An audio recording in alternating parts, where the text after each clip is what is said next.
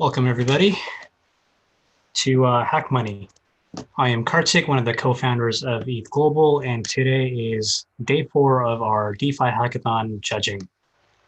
So for those of you who don't know on the live stream, Hack Money is a hackathon organized by ETHGlobal, and for the past 4 weeks, we've had over 350 hackers from 40 different countries and 15 different time zones work on projects in the DeFi space. We have people from all these amazing countries. We've had over 40 mentors who've put in time and helped out our hackers from anything to technical and product and marketing use cases. And of course, a whole set of amazing sponsors from the DeFi ecosystem that have made it possible for our hackers to integrate their SDKs and really extend the vision of composability. So, as I mentioned before, we've had over 350 hackers spend the last 4 weeks working on projects in the DeFi space. And as of Sunday night, I'm proud to announce that we've had 118 DeFi projects that were submitted for this hackathon. I can comfortably say that this alone has easily doubled the number of DeFi projects in our entire ecosystem. And we're spending this entire week showcasing a lot of these projects and going through our judging in a live manner to have everybody else also see the cool things that have been built by our amazing developers. So I want to quickly walk through the logistics of how the next 2 hours are going to work. We have 13 teams presenting today, and each team will have 4 minutes to demo what they've built and talk about their project and their motivations. After that, they'll have 3 minutes for additional questions and feedback from our judges. And to kind of save any AV-related issues, we've also asked everybody to pre-record a demo of their hack, and we'll be playing those videos instead of doing a lot of things live. This gives 7 minutes to each team, and this will keep us properly on schedule. And as a quick overview of how the logistics of the event were set up, the rules and criteria for this were simple. A team could have a maximum of 5 members, and they could also work individually if they chose to. The only condition we added was that their hack must incorporate a DeFi primitive, whether that be stablecoins or any of our protocols from the sponsor side or just in general the DeFi arena. And all code that was submitted must have been written during the course of the hackathon. So everything you will be seeing today was started in and finished over a course of 4 weeks. And the way we're going to go about judging these projects today is going to be filtered down to these 5 categories. We're going to be looking at these projects from a technicality and the originality of their project and the idea and sort of how practical it is. And in addition, how easy it is to use by anybody else or the audience they're designing the tools for, whether that be a developer or a consumer. And then a general catch-all that we like to call wow factor that lets us offset and sort of highlight any projects that may not fit in any of these categories. And just to kind of reiterate that this is not a competition. The hackers are here to learn, and they're here to share their excitement and really tell you and show off what they've built over the period of the last month. And the judges here are to give us and give them feedback on their projects. Not everybody's trying to become a business, nor is that the intention for this event. We really want to make sure that we kind of keep experimenting and taking a lot of our ideas and inspirations to the next level by telling others what could be possible. So with that, I want to quickly go over the schedule. We have 13 teams that are going to be presenting today, and these are our teams for the day. And doing the hard work are going to be 3 of our judges. Jesse Walden, who is an angel investor and an investment partner in Reese & Horowitz, Victor Boonin, who is at Bison Trails, and Denison Bertram, who's a co-founder of Dapp Hero. These 3 will be our judges for the next 2 hours and doing all the hard work that we're extremely thankful for. So with that, I'd like to actually kick off this judging today and invite the Zapper team. So please welcome our first demo.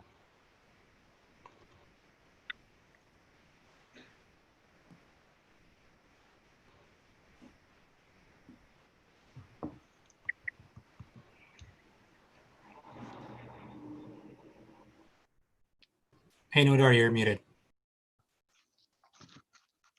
Hey everyone, I think there was like a video supposed to be played for us because we submitted a link for it.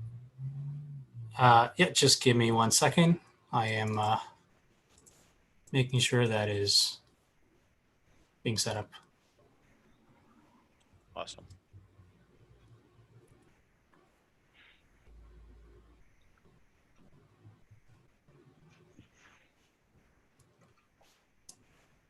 Hi, everyone.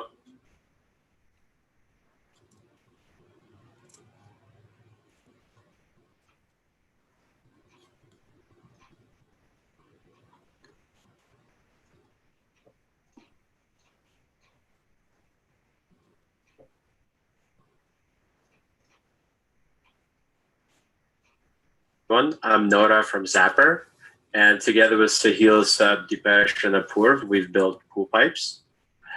So the last few months, we've actually spent refining liquidity provisioning experiences across DeFi in general. And today we feel like we're introducing something that will help reduce liquidity fragmentation across DeFi. So pool pipes, they help you rebalance liquidity between different pools in one transaction. So how does it work? Liquidity is first removed from a pool which you're currently part of. And this is done in a way to help you rebalance your required assets for the new pool with the least slippage. And finally, liquidity is added to the new pool. There's available pipes between the same platforms, such as Uniswap to Uniswap, or within different underlying platforms. So a really good example to take a look would be a Curve to Uniswap pool. What happens here is first liquidity is removed from Curve. It's then rebalanced for the underlying proportions for the pool on Uniswap, and of course then added to pool on Uniswap finally to help you mint those LP tokens. A really specific use case would be transferring liquidity from the set pool to the SUSD Curve pool. Some of the incentives were transferred over recently to this new pool on Curve from the Synthetics team to encourage liquidity there. So a lot of liquidity providers have been taking advantage of this. So let me show you a quick demo of how this actually works. You would first, of course, connect to your wallet. And under Invest tab, you'll see all the pools which you're currently part of. You can click Rebalance on the ones that you actually want to transfer liquidity from. Select how much you want to rebalance, where you'd like to rebalance this new liquidity into. And finally, just click Confirm. You'll see, if this is your first time using it, 2 notifications come up, of course. First, to approve for the token transfer, and after, to actually make the token transfer of your LP tokens. Now, once your transaction has been processed, you'll see something like this on Etherscan. As you see here, first, liquidity is removed from this pool on Uniswap. It's then rebalanced into DAI and USDC. And finally, is then added to the Curve pool. And as an end result, you end up receiving these Curve pool tokens back to your wallet. That is it for our demo. The way we made these pipes is very modular. So there's a pipe between the 2 underlying platforms, allowing you to then transfer liquidity between any pools within those underlying platforms. In the future, we're planning to build a robo pooler, which would help you rebalance this liquidity automatically to optimize for best yield. And finally, we want to, of course, add support for more and more pooling opportunities as they become available. So things like Future Swap, Shell, and others are really exciting opportunities for us, and we're happy that they're coming online. So yeah, that's it for our presentation. And again, we hope to defragment liquidity across DeFi with pool pipes. Thank you. Cool. I love defragment liquidity. That's a really good meme, and it's really cool. It's a really cool idea. Super useful. Thanks. Yeah, something we're thinking to improve, like I said, all the time. Yeah, this is Victor. I think it's really cool as well. Something I'm curious about is oftentimes like the decision to defragment is like profit driven, depending on like what kind of yields and stuff are available in these different pools. How much of that information is able to be made available to folks that are making these choices? Yeah, so we have that general invest tab that has explore investment opportunities, which basically lists all the pools in one table. So it's Uniswap V1, V2, Curve, and soon Balancer pools. And you're able to view things like total liquidity, volume, and we're adding ROI to most of them. Got it. Very cool.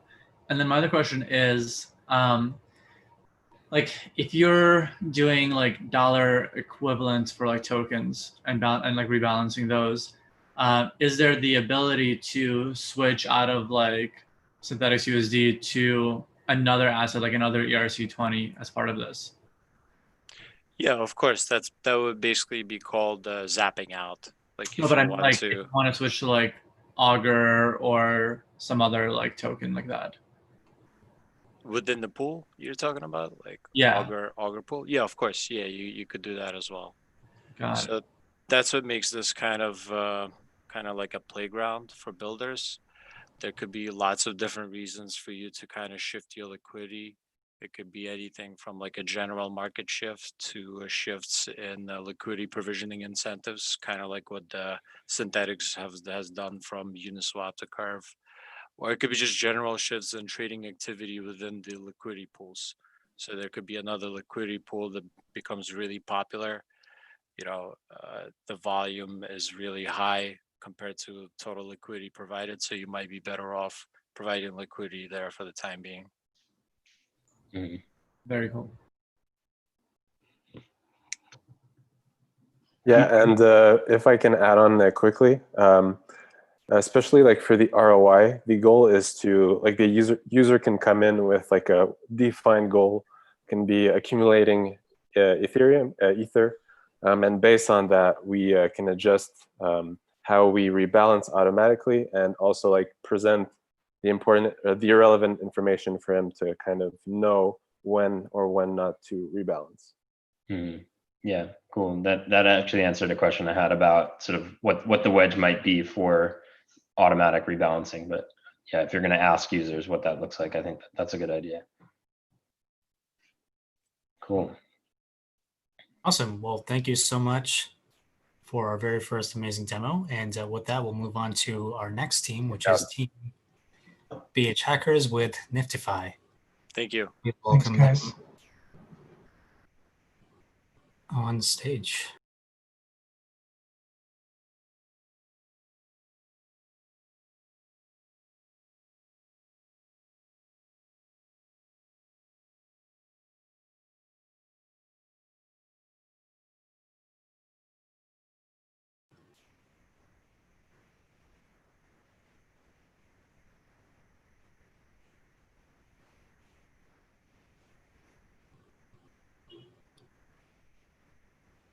Antonio and Leonardo and Andre, I know you guys are on panelists. Would you mind starting your screen share if everything is?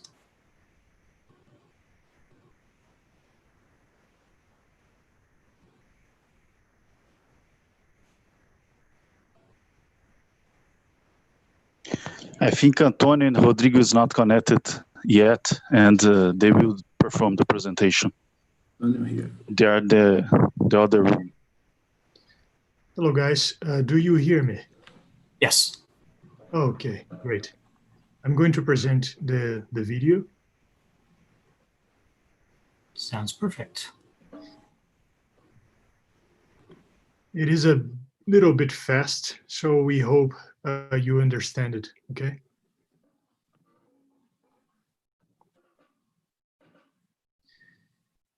Should we start? Yes, please, go for it. Okay. Hello, Hack Money. My name is Antonio Hoffert. I'm going to present you nftfy. Our team, BH Hackers, is composed by Leonardo Carvalho, an electrical engineer, André Salles, a lawyer, myself, Rodrigo Ferreira, and Gleison Jassis, both developers. What is securitization? It is a highly regulated process that ensures that the value of a security equals the value of a real asset. What is fungibility? It's the concept that ensures that two things have identical value. NFTs, non-fungible tokens. They're always different from one another, so they cannot be traded by one another without loss of value. They cannot be divided. They are usually used on games, collectibles, unique rewards, arts. We have a theoretical problem. Liquidity constraints prevent NFTs to reach its full potential in terms of price and transactability. What is the best way for an owner of a unique CryptoKitty or a unique digital art to sell to monetize his or her asset? The mainstream road is to put the NFT on an auction house or traditional crypto exchange and try to sell that NFT. Nevertheless, all these solutions, they create economic inefficiencies. And why? The main intrinsic characteristic of a NFT is its uniqueness. Differing from what happens with fungible tokens such as Ethereum, Bitcoin, that have been trading for years and have market exposure, NFTs most likely have never been traded, so it has no price formation. This means that any completed transaction probably configured an underpriced sell. So what is the answer? Securitization? Well, remember, traditionally, a regulator is required to guarantee the equivalence of value between the security and the asset. NFT marketability could benefit from a set of corporate governance principles that could be written in a smart contract. That's how nftfy provides a decentralized collateral mechanism without any special actor, fully guaranteed by code, without the need for compliance or regulators. And it enforces that the value of the share is always equivalent to the percentage of the asset. Through a simple shareholders agreement, it is possible to redeem the NFT afterwards. This nftfy that provides easily securitization of NFTs, and by creating fungible shares that can be negotiated on the market, it allows the collectible to receive price formation. The owner stakes the NFT on the nftfy protocol and generates a set of shares. The buyer buys those shares and acquire part of the NFT. Whenever the shares are created, the owner can do whatever he wants with them. He can sell it on the P2P market or put them on a traditional currency exchange. Whoever acquired those shares become ordinary holders of that NFT. A simple shareholders agreement has an exit price and a drag along clause. The exit price is the maximum price that anyone can pay to withdraw the NFT. And whenever anyone pays the exit price, the drag along clause guarantees that everyone sells at the same time. The exit price can either be paid by Ethereum or by converting shares, or even a mixed strategy. Whenever the exit price is paid, all the Ethereum goes to the hedge fund, and all the ordinary holders can withdraw their correct percentage of Ethereum. Now I'm going to present how nftfy connects to the DeFi ecosystem. First, we have the ERC20 tokens. We can connect in other DeFi platforms. In this example, we connect in Blazar and Uniswap to launch ASDO, a security tax offering, using Uniswap and Blazar to create a liquidity bootstrap tool to provide liquidity to the market. Thank you. This is the most simple application of nftfy. For this example, we create an NFT contract called Blockies. First, the original securitizes an NFT and give away 10% of her shares. After, the extractor buyer, in this case is the same that the original, buy the token paid with shares and Ether at the valuation of the exit price. So he receives the NFT. The other ordinary holders can claim their stored Ether at the nftfy contract, giving back the shares that will be burned.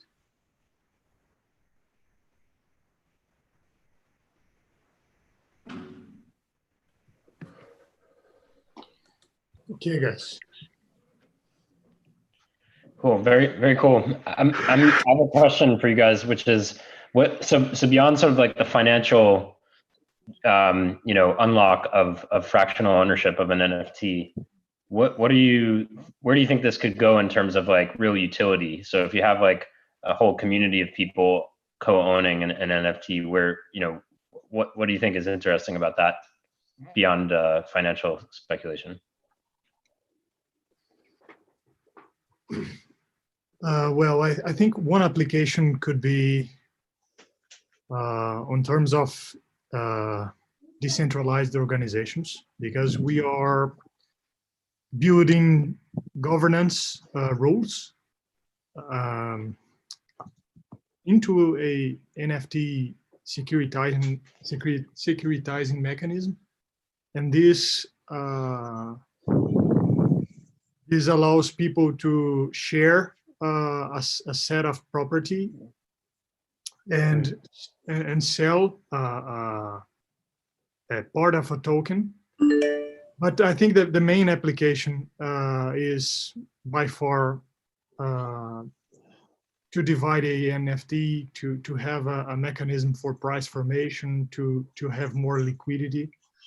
But I think other applications could be on this area of corporative governance. That's how I see it. Cool, thanks.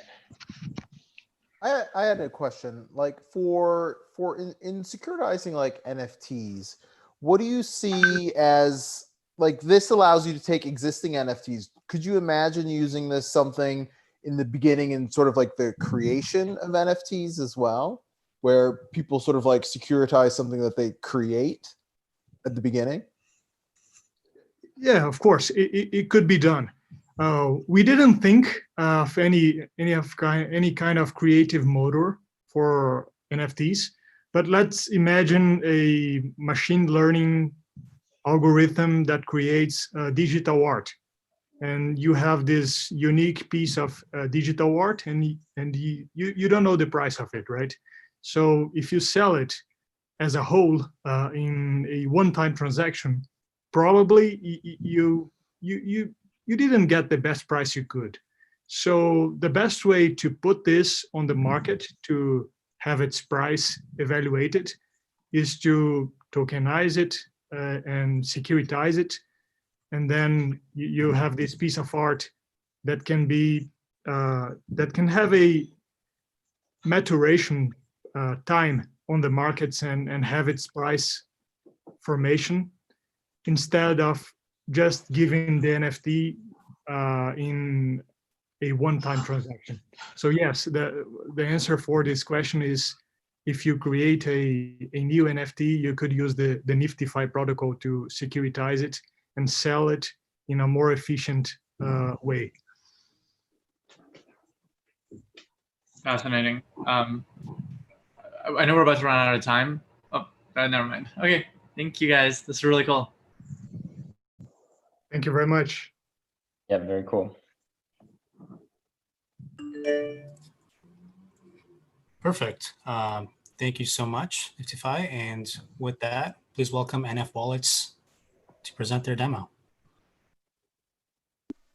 Hello everyone, my name is Adrien Kouwa, and I'm going to present you Non-Fungible Wallet, my contribution to the ETHGlobal Hackmoney Hackathon. So, Non-Fungible Wallet tries to be the best way for you to hold assets, exchange them through DeFi, and most importantly, move a position, a DeFi position, from one account to another. So here you can see I've got a few NFWallets already, but if you want to create a new one, just click the New Wallet button. Here I'm logged in with Portis, and this is my Portis address, so I can just click the Mint button to create a new wallet. You can see that this is not a usual Ethereum transaction. This is a GSN meta transaction. So this application is built in with GSN support by default. This means that you don't need to pay for the gas, and you have a simple, smooth transition to gasless meta transaction. A few moments later. So the transaction was successful, and you can see I've got a new wallet here. Obviously, if I want, I can disable the GSN at any point. So let's do that for now. Let's have a look at this wallet. You can see that this wallet is already holding a bunch of assets. I've got ETH, I've got a few ERC20s or ERC777. I could also hold ERC721s, and I have position both on Aave and Compound. Additionally, I also have an Aave loan that is backed up by part of this deposit. You can see this wallet as an address, and this is me, the owner. Obviously, being a non-fungible wallet, this wallet is a non-fungible token. So this is a token ID if you want to track ownership of this wallet. So this wallet is holding assets. Obviously, you can send the assets to other Ethereum address, but you can also use Uniswap V2 to swap assets between them, or you can access your Aave and Compound balance. As I stated previously, here we can see that on Aave, I've got a deposit of almost 600 DAI, and I've got 1 ETH borrowed in exchange. So, I've got a balance in this that is pretty big. So let's repay part of this pool. So I'm going to go to the repay tab and repay. Let's say repay half of it. So I'm repaying half my position. Okay, now this is a usual party transaction because I've disabled GSM. 12 seconds later. So the transaction just succeeded. So as you can see here, my loan is a bit smaller and I've lost a few assets because I had to repay my loan. In addition to having compound, I can also manipulate Bitcoin through the P token functionality. So you can deposit Bitcoin to this non-fungible wallet, and you can also pay with Bitcoin using a non-fungible wallet. So now you can do all your Bitcoin transactions through Ethereum using this binding and the non-fungible wallet format. So all this is nice, but not trivial. What's really interesting is that this position that includes assets, deposits on having compound and a loan, I can transfer it all at once using the non-fungible wallet functionality. So let's say I want to send that non-fungible wallet, to my MetaMask account. I can put my ENS name here and click the transfer button. Obviously, ENS is supported everywhere. A few moments later. So now that the transaction is successful, you see the transfer button is disabled, and this is also true of the send mechanism and the swapping mechanism, as well as the DeFi mechanism.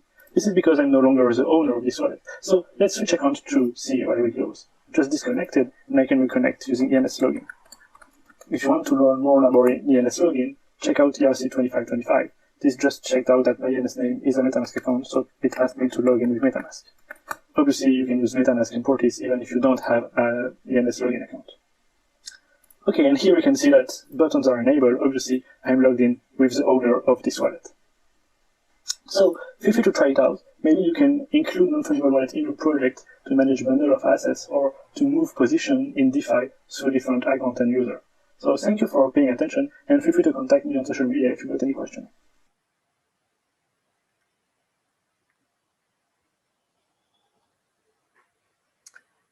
Just so I understand correctly, you have a wallet, sort of like an identity contract wallet that holds your positions and sort of represents you. And now, rather than sort of like sending each position you have or moving your money specifically with the wallet, you actually just send the whole wallet to someone else. Exactly, and you may have multiple wallets like that. So you may have a wallet to hold the assets you want to own, like your NFTs, and have a different one for a position. Or you can create one to collect specific NFTs, like baseball cards, and just have a wallet contain an entire collection, and then you can send this collection without sending the rest of your assets.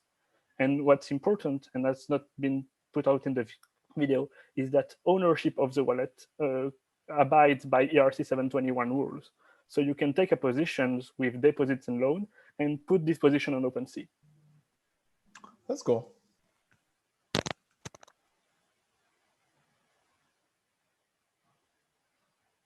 Any other questions? Not a question, but I do think that like this is really cool and really special. I would like to know like what inspired you to think about it in this way, or like what inspired you to build it.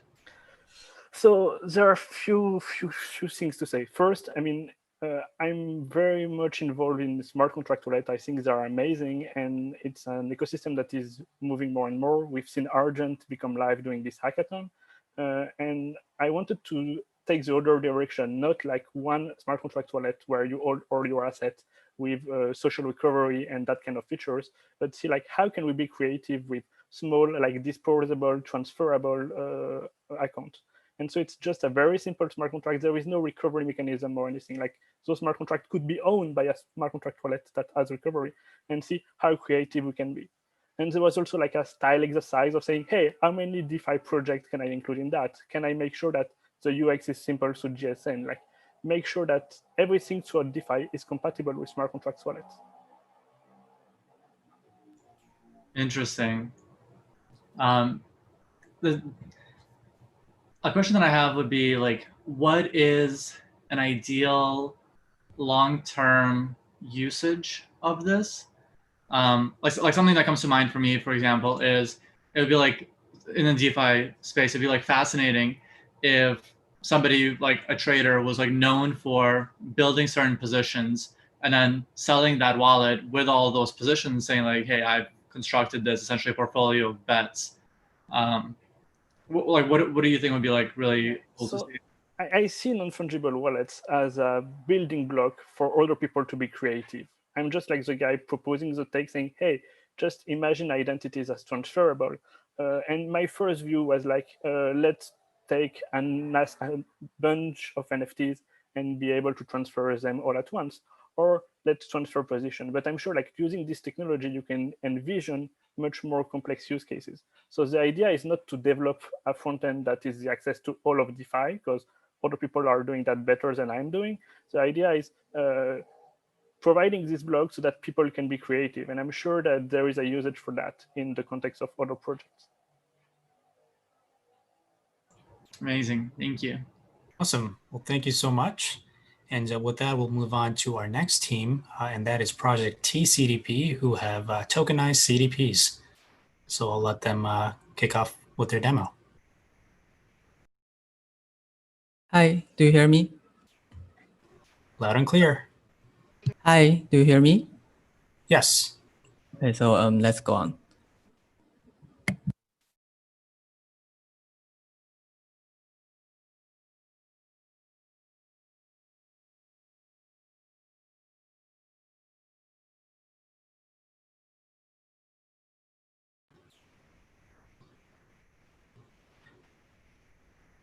Hey, Ping, we don't have audio here. Would you mind confirming that you're sharing audio on Zoom as well? Excuse me? We can see, we're not getting audio for the video. We only see a video. So I think the audio settings are... Oh, I'll try it again. Check off that box again, yes.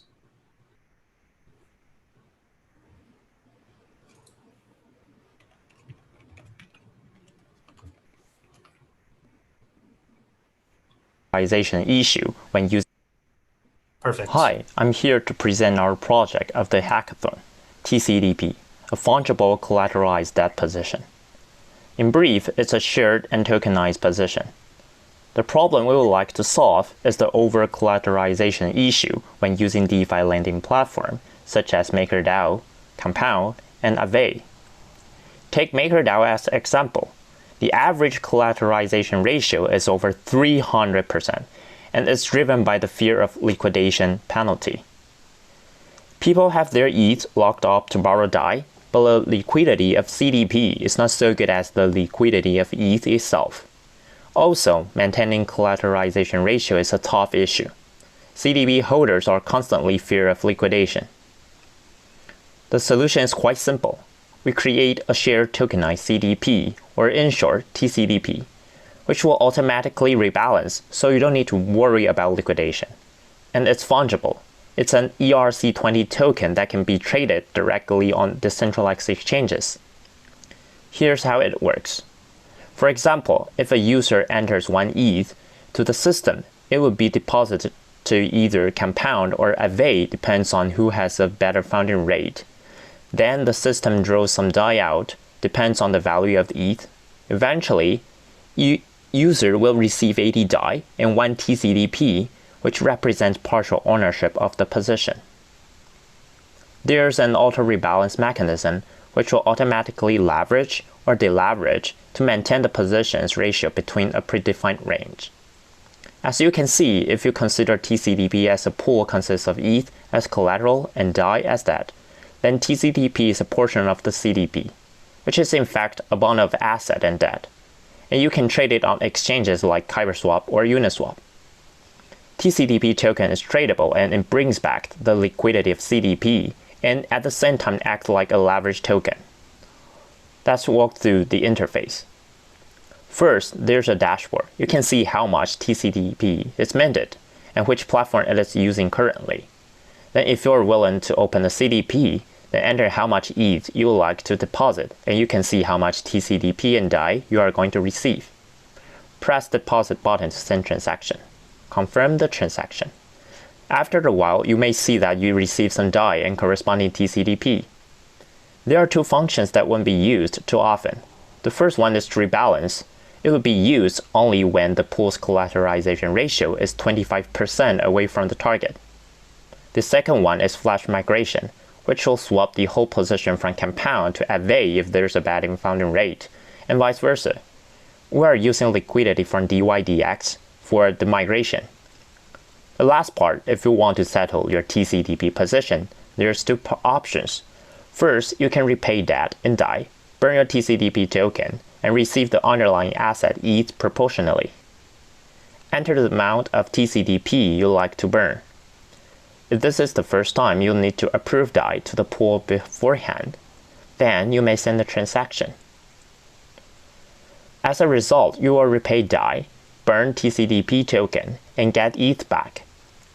If you don't want to or don't have enough DAI to repay that, there's a second way for settlement. You can directly sell your tCDP token on exchanges, and you're done. That's simple. That's it. Feel free to browse our GitHub repository and try our DApp, tCDP.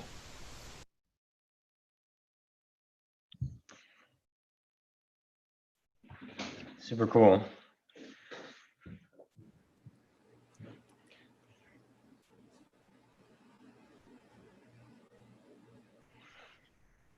I guess, can you help me, this is Victor, can you help me understand how this solves the kind of like over-collateralization challenge that you mentioned up front?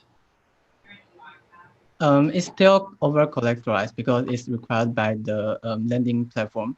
But when you are using that kind of platform, you cannot directly trade your whole position. Like you need to repay that before you withdraw the underlying and trade it to others. But when using tCDP, you can trade the whole bundle, the bundle with asset and debt together. Yeah, very cool. Fascinating.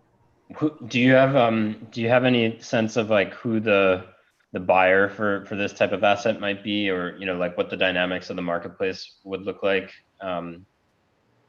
Yeah. So you may consider tCDP as a leverage token, like it's ETH, but 40% off. That would sound quite beautiful. And the second one is for arbitrager to like buy your position and repay debt for you. Right. That's really cool, yeah. Awesome. This is super cool. Thanks again, Peng and team. And with that, we'll move on to our next demo. So please welcome Paul and Arya from Uni. Hello. Okay. Hey, my name is Paul, and I'm going to be telling you about our Hack Money hack, Uni. Uni is the easiest way for groups to receive and spend money. Uni is good for early stage businesses, shared interest groups, and movements and causes. With that little bit of context, let me show you how it works. Let's hop into a clickable Figma demo.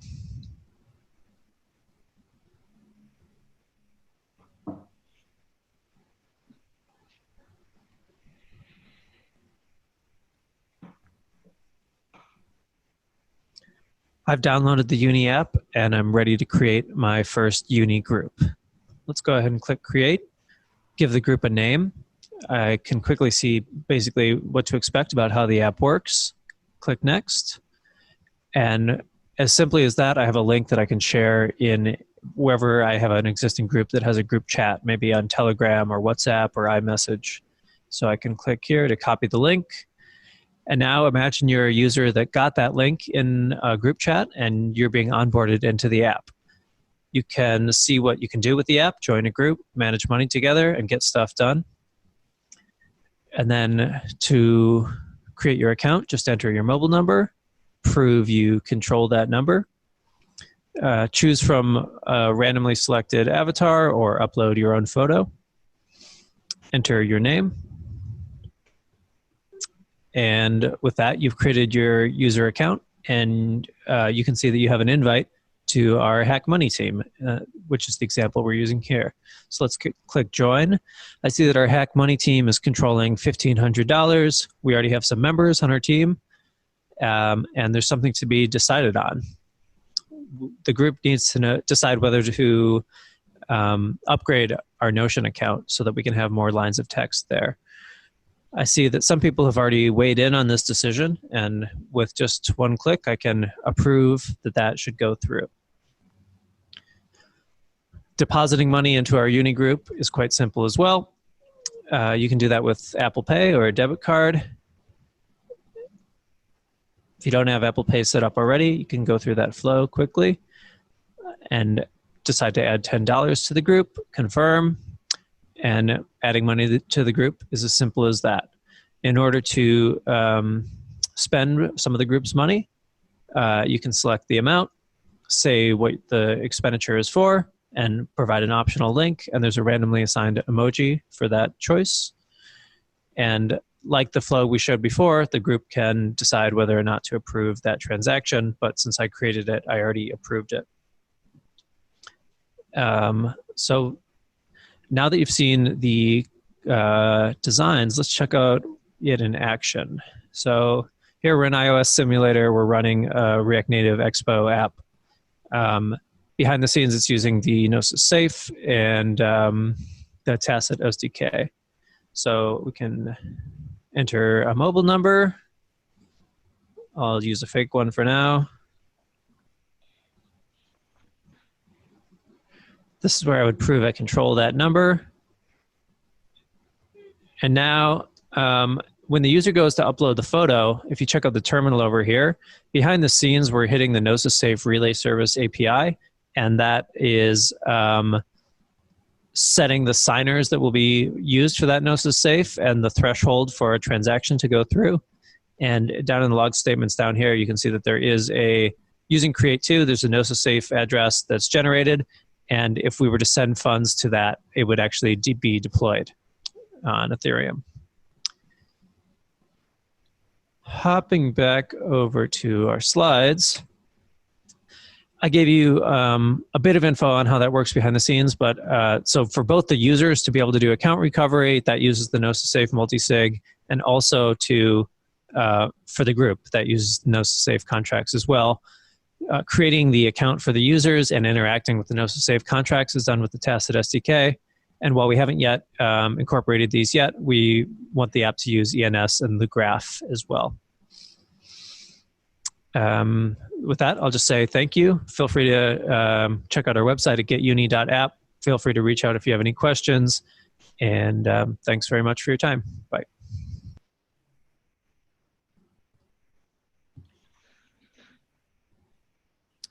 So it's kind of like a simplified version of DAO decision making, but using Gnosis Safe as sort of like the multi-signature device.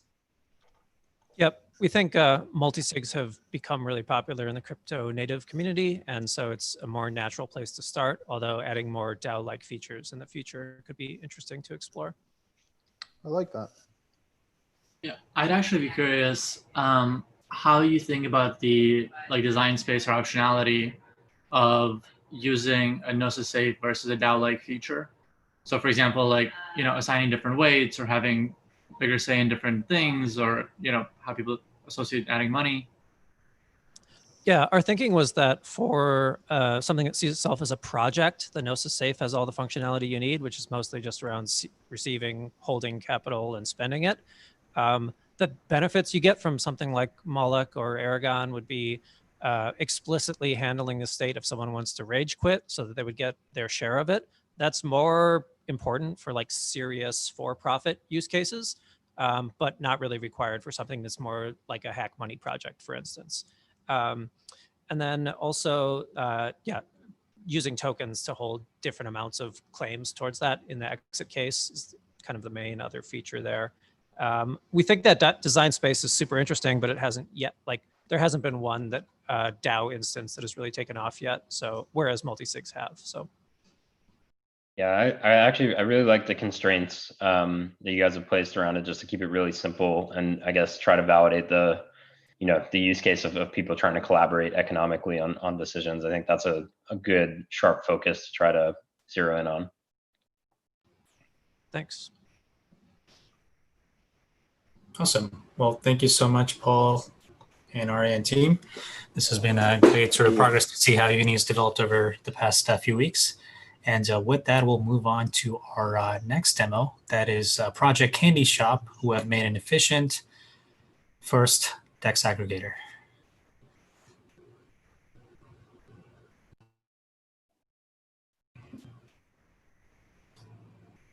Hello. Hey guys.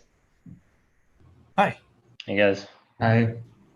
Yeah. Hello. So I was hoping that I could quickly do 2 or 3 slides, and then we could do the live demo so that I can walk you through it more easily, if that works.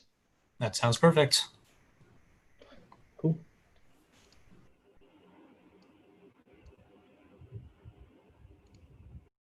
I hope you can see my screen. Everything is good. Cool. So I'm here presenting Candy Shop, which is just a DEX aggregator with a twist. So Candy Shop is like a light proxy on all the existing DEXs. What we really envision is that all the DEX swaps will go via Candy Shop, and if there is a arbitrage opportunity created by a swap, the contract itself will flash loan from Uniswap V2 and do a arbitrage and return 80% profits back to the user, and use the 20% to buy lottery tickets with a lottery built into the proxy. So I'll quickly walk through how it works. So let's say a person wants to exchange 0.1 ETH for 0.1 DAI. So it hits the Candy Shop interface. Currently on Uniswap V1, the price for ETH to DAI is 1 to 200. So user gives 0.1 ETH and has 18.3 DAI, whereas he should have got 20, but he lost some in slippage. Then we borrow 10 DAI for 0.05 ETH. And now, as you can basically see that because of the last transaction, the price in the Uniswap V1 has slipped. So now when I exchange 10 DAI for ETH on Uniswap V1, I'll get 0.07 Ether. I can repay 0.05 ETH back to Uniswap V2, and I have 0.02 ETH worth of profits. And I give 80% of profits back to the person. So instead of earlier he getting 18.3 DAI, he now gets 19.2 DAI, along with lottery tickets, by which he can possibly win a huge grand prize. So we have observed the slippage amounts to be a lot lower than the original Uniswap, and we did some simulations. And as you can see, as the trade size increases, the profit size increases, and the Uniswap slippage is really, really low. And as you go towards like 40% of the original pool, the ETH profit turns out to be really, really huge. Because it basically creates a huge arbitrage opportunity. So with this, I'll be moving on to the demo. Is the voice audible? We can hear you, but if you're playing a video, we don't have the audio there. So looks like you forgot to click the checkbox on Zoom. Yeah, because I had to speak. So.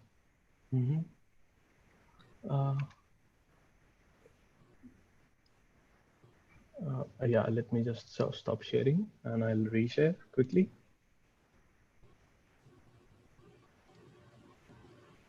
Hope this works. This is the UI to interact with the Candy Shop. Now I show you how a user can earn profits by swapping on the Candy Shop. This is the swap tab. For swapping, you can select the input token here. Now for the demo, I'll be using input token as ETH. Here you can select the output token, and for the demonstration, we're using a test token.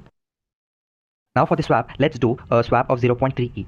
As you can see, the expected output token is 46. Now the balance of this user is 0, and the Uniswap provides an exchange rate of 1 ETH equals to 153.49 test tokens. These are the additional parameters you can select. This is the slippage, and this is the optional to buy candies or not. This is the deadline from which the transaction will revert. Now let's do the swap.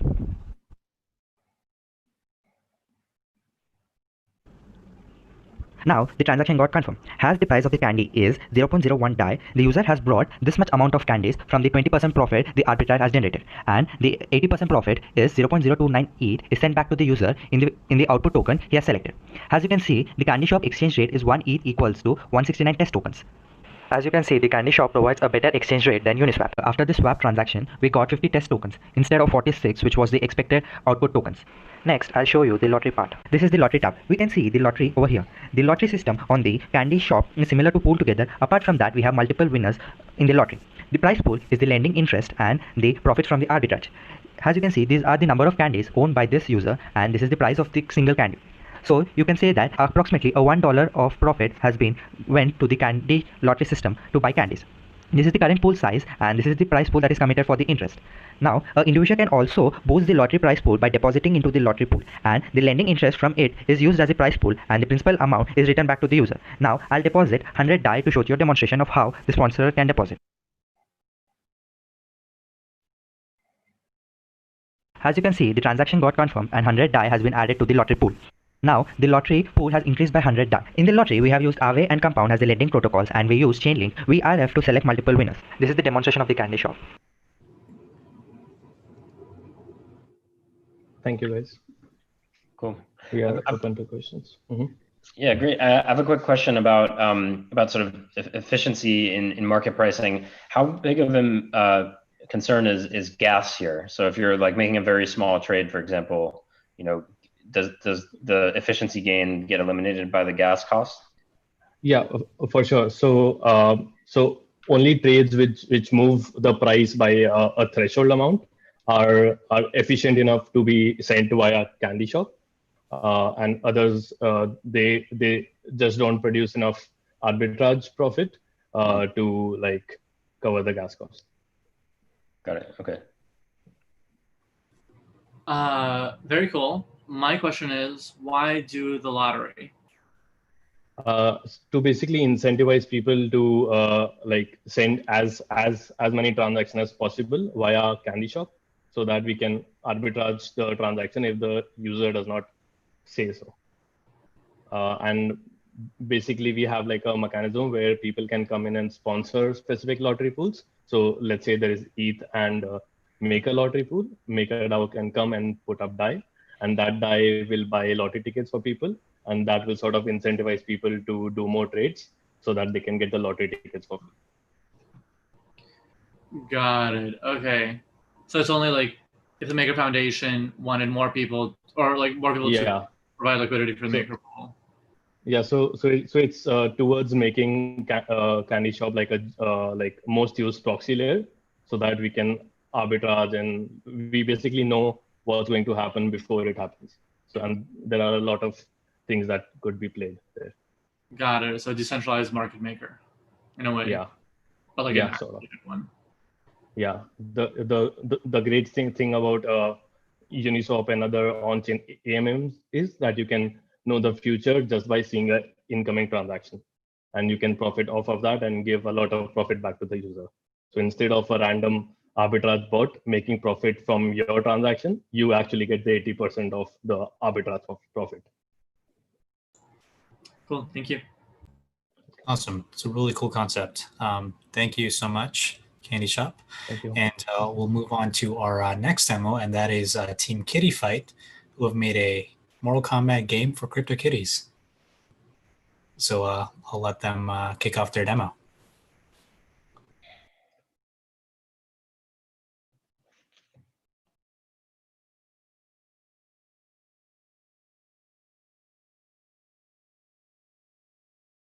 Hello, panelists. Can you hear me?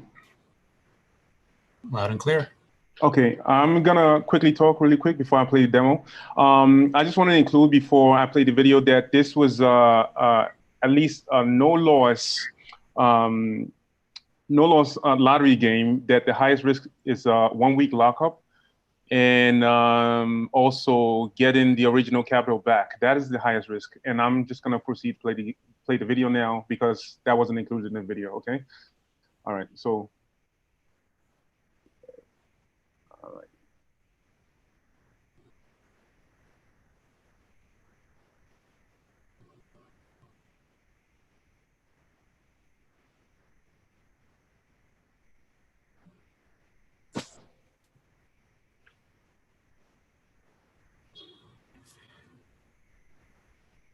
So it looks like you also forgot to check off the audio box. We can't hear the audio, so please make sure that every other participant who's going to go in the demo definitely checks off that box for the next.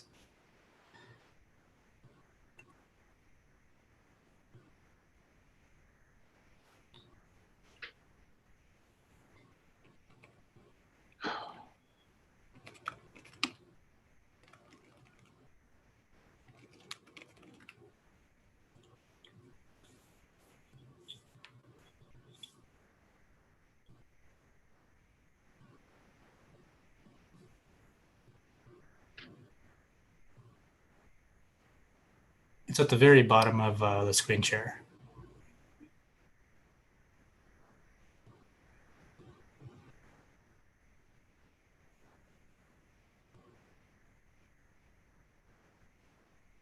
The lender can then burn the FE and withdraw back the principal and the compounded interest. This is what FE listing on OpenSea looks like. You can see the value committed into the CDP, and you can see. I think you full screened it before, so you just shared the wrong screen. And if it, I think it might be easier if I can just share that on your behalf from my side. So let me just do that, and I'll make sure that you can play it from our side, and then you get to talk over it and answer questions from the judges. Okay. So I'll just kick that off.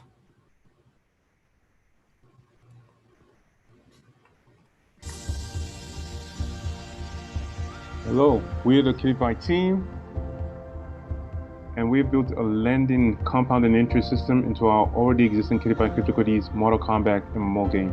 You can visit the lending system at kittiefy.io/DeFi lending, and it's live on the Rinkeby test network. Now, how does it work? Lenders can deposit Ether into the system and mint NFT CDPs called ETH. Then the lenders have two options of what to do with the ETH. Either a lender can list the ETH for sale on OpenSea and possibly sell it for a future value price, or the lender can hold on to the ETH for at least an entire week to accumulate interest. KittieFIGHT Treasury then uses to collect the funds from all lenders in the games throughout the week. And each game throughout the week must return back to the Treasury 10% of at least 10 times of the initial amount committed to each game. Lenders can then burn FE NFT CDP during the rest day to redeem the compounded interest and Ether principal. This is a visual of what the process looks like. In step one, the lender locks Ether and generates the FE, and throughout the days of the week, the funds are used in the games and generate interest, and it's returned back to the Treasury on the 5th day. On the 6th process, the lender can then burn the FE and withdraw back the principal and the compounded interest. This is what FE listing on OpenSea looks like. You can see the value committed into the CDP, and you can see how much is bid for that CDP, which puts into consideration the future value based on the interest that's generated from the CDP. The demo will go over the locking and generation of ETH, a demo of how the game works, a demo of burning ETH. And we're just gonna speak over this as you guys are viewing. Basically, this screen is showing the process of locking Ether, and it's showing the generation space to lock Ether. It's limited, and there are 7 generations, 0 to 6. And once you lock your Ether, you generate something called ETH, which you can then sell on OpenSea. I didn't wish to play through all the rest of this video. I just wanted to present to the rest of it because I know it's very long, and I didn't want to take up much time. Okay, we can do whatever you want to do here. If you want me to end that, we can pause it. Okay, I'll just share my screen from my side so you can see my active questions. Okay, great. Sorry about that, guys. I don't use Zoom that much, you know.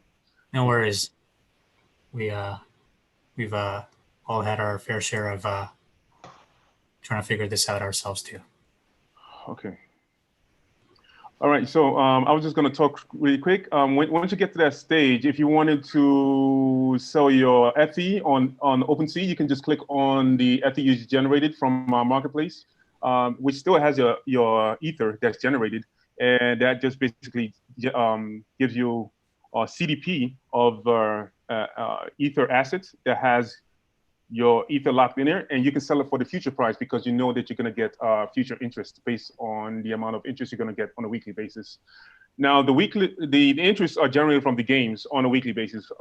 Each day generates some amount of interest that's compounded and rolls over to the next day and onto the sixth day, and then it's collected and pro-ratally shared amongst the collectively pooled Ether in the treasury pool. If you wanted to burn your Ether, you would approve your Ethe to be burned and basically go through the transaction and then finally press the button to burn the Ethe. I don't want to go through this because it's going to take a long time. The bottom panel shows the periods in which these investment schemes kind of operate. It operates on a 6-day period. The first starting points, represent first day and then the 6th day, and in between is the rest day, where you get to at least where you get to redeem your Ether or keep it rolling into the system. There are 6 funding levels representing 6 generations. The first is limited to 500 Ether, and then it gradually grows as we remove that limit as a group or the DAO through the DAO that controls this organization. This just shows, how much Ether is in the treasury and how much is left that people can actually participate. And once it reaches that limit, nobody's able to participate anymore. This is what the game looks like. People bet. There are groups of people betting on each side. It's basically a formal game, side versus side, and they're betting Ether to see who can win the initial jackpot. And it works on the principle based on the fact that the initial money advertised is less than the total amount that's contributed in terms of ticket sales and also bets that happen throughout the game. So that's it. And I'll just turn it over to you guys because I know time is running. All right. Okay, so my first question is the game. What is happening in the game? That looks really fun. Like what is all that about? Should I share my screen again? Because I know when time runs out, you guys are gonna come. We'll just give a few extra seconds for just that demo, but we do have to sort of move on. But yeah, please, if you want to share this for while you're talking and answering that question, that'll be fine. All right. So what's going on is you have 2 groups of players, right? You have to. Let me unmute my thing.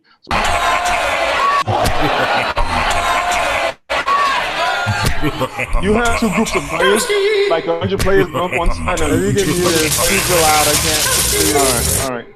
All right. So you have 2 groups of players betting Ether, right, to win the initial jackpot that's committed to the game, right? But the game, before it ends, it actually has to be 10x the initial amount that's committed to the game, right? So the group that wins the game, there's a ranking on how much you win from the total amount that is accumulated from the losing side, right? So the players that win the game, they get their share, and the rest, that's the excess profit, is what you call it, is diverted back to the lenders that lent to the system initially, right? And this works on a cumulative basis throughout the week, and this is how profit is generated. Okay, and these are CryptoKitties characters that are generated as avatars in our game and used to battle each other. And players in mass support each side to battle each other using Ether, and based on the excess amounts, profit is generated, and profit goes to the winners and also to the lenders of the system, basically. You should start with this. Yeah, super cool. This is very cool. More like, I agree. Lead with the game, and then the mechanics of it to follow. But the mechanics seem really cool as well and thought through. Yeah. Awesome. Well, thank you so much, Ola. This is an amazing demo. Hopefully, we can send out a link for others to check this game out. It's already KittieFIGHT.io. So with that, we're going to actually move on to our break. So we'll return in 5 minutes, and we'll resume the remaining 6 demos that we have for today. So thanks again. And with that, I'd like to kick off a 5-minute break. Thank you, guys. Thank you.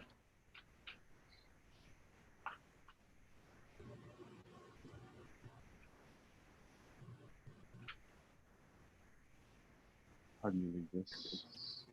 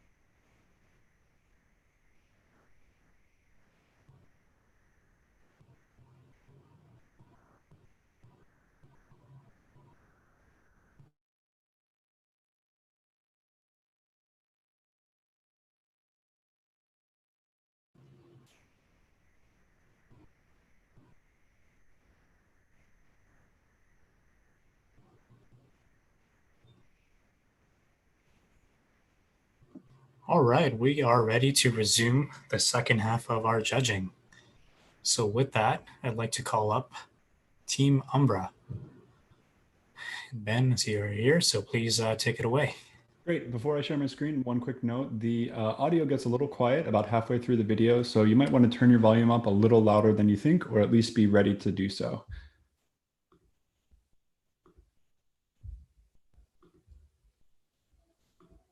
We're Team UMBRA, and this is our Hack Money 2020 submission. My co-conspirator is Matt Solomon, who built the front end and the JavaScript library. My name is Ben DiFrancesco, and I worked on the architecture and wrote the smart contracts. We built a protocol for privacy-preserving stealth payments on the Ethereum blockchain, inspired by this March 31st tweet from Vitalik Buterin. At a high level, UMBRA enables transactions where the receiver's identity is known only to the sender and the receiver. So how does it work? Users publish an UMBRA public key in an ENS text record. Payers generate a stealth address from a random number and the receiver's public key. Payers encrypt the random number with the receiver's public key and announce it in a smart contract that also holds their payment. Receivers can then scan announcements, find payments to stealth addresses they control, decrypt the random number, and use it to generate the address's private key. Receivers then withdraw tokens via gas station network, avoiding the need to fund stealth addresses with Ether. Gas can be paid for directly with tokens via Uniswap. I'll demo the front end for you now. I have two browsers open. On the right is the user who will receive a payment. On the left is the user who will send the payment. Before they can receive their first payment, our receiver has to configure UMBRA. This is a one-time setup step. The receiving user owns umbrademo.eth. If the user didn't own an ENS name, they'd see instructions on how to register one. The user sets a password. This is used to encrypt the private key that is generated and store it locally. In the next step, the user is prompted to back up their encrypted key Finally, in the last step, the user signs a message with their new public-private key pair and publishes that message as an ENS text record. Payment senders will use this to derive their public key and generate new stealth addresses. So our receiver is all set up. Now let's hop over to the sender. The sender will navigate to the send section and then enter the receiver's ENS name. UMBRA validates that the expected ENS record is present for the receiver. Behind the scenes, it generates a new stealth address using the receiver's public key and a randomly chosen number. Now, our UI shows ETH and DAI, but since these are just simple transfers between normal Ethereum accounts, we can support any ERC20 token out of the box. I'm sending 12 DAI here. I approve the transaction in Portis, and that's it for the sender. It's that simple. Let's hop back to our receiver now. We're going to navigate to the withdrawal section and enter our password. UMBRA will scan the blockchain for payment announcement events encrypted with our public key. When it does, it's going to find the DAI transfer that we just sent and give us the opportunity to withdraw it. Remember, the stealth address which received these funds currently holds no Ether. We can calculate the private key needed and using gas station network, withdraw the tokens to the address of our choice. It's important we choose one that is not tied to our identity. I've got one prepared here. With proper Uniswap integration in GSNv2, we can allow the user to pay for gas with tokens they've received, and optionally swap to another token upon withdrawal. I confirm the transaction, and when I navigate to the extraction address in my wallet, I can see I've received the DAI withdrawal. That's been a quick demo of UMBRA, privacy-preserving stealth payments on the Ethereum blockchain. Our immediate short-term plan is to finalize the MVP and get it to mainnet, then help other developers integrate and build with UMBRA. Down the road, we'd like to explore other ways to make UMBRA more usable and more efficient. If you'd like to try out UMBRA, visit robson.umbra.cash and check out our GitHub for more information about the protocol. Thanks for a great Hack Money experience. Awesome. Cool. Yeah, really cool. One question I had is when the sender, when the receiver puts their information into the text record, doesn't that sort of like, now everyone knows that they are potentially a recipient here and others could be searching for transactions addressed to them. is there any risk of like metadata around that leaking? Like, I guess what are the concerns about metadata leakage? Yeah, so metadata is something to consider, like with any privacy solution. Like if you're using Tornado Cache, but you're accessing it with the same IP between the submission and the withdrawal, then like you're going to leak metadata. And so concerns like that exist as well. Specifically related to ENS, like there is a kind of an anonymity set issue where the possible receivers is limited to everyone who has published ENS records. Although actually to get around that, what we did was we made it possible to also send a payment directly to the private key held by an address. So you don't technically have to use ENS. It just greatly improves the user experience because you don't have to export and import a private key. By implementing the protocol that way, though, we make it so that there's kind of a plausible deniability, because any Ethereum address that has done at least one transaction could be the receiver of any sent transaction. Right. Cool. Matt, did you have anything to add to that? No, you pretty much nailed it. In the demo, we show sending it to an ENS domain just because that's the simplest, but you could put in anyone's address or a transaction hash there, and it will recover the public key and everything will function the same. And then, like Ben was saying, the withdrawal process is then a little bit different since you'll have to, copy and paste your private key or something in order to do that withdrawal. Mm-hmm. For like a business use case, where do you intend to go with this? Like, does it intend to be a protocol that sort of like capture some sort of profit, like charging users a fee, or is this intended to be sort of like an open source format? It seems like now that the idea is out, anyone could do it. Yeah, it's a good question. So we definitely look at it as kind of like an open protocol that anybody could implement and use, and we want developers to kind of integrate with it. At the same time, we think that there's an opportunity to capture at least a little bit of value through the protocol. So there is a toll or a fee that's charged with each send that you initiate on the platform. And there's actually two reasons for this. One is to capture value, but also it's to prevent spam attacks on the system. So every user has to check if they can decrypt every send that occurs. So if someone just sent a bunch of very, very low value transactions, then that's a drain on everybody else's resources, as they have to kind of process those to make sure one of their send isn't in there. So right now we have it set by default to like 0.001 ETH, just as a kind of spam prevention mechanism, but also something that could potentially generate a little bit of value for the protocol itself to help fund for development and that sort of thing.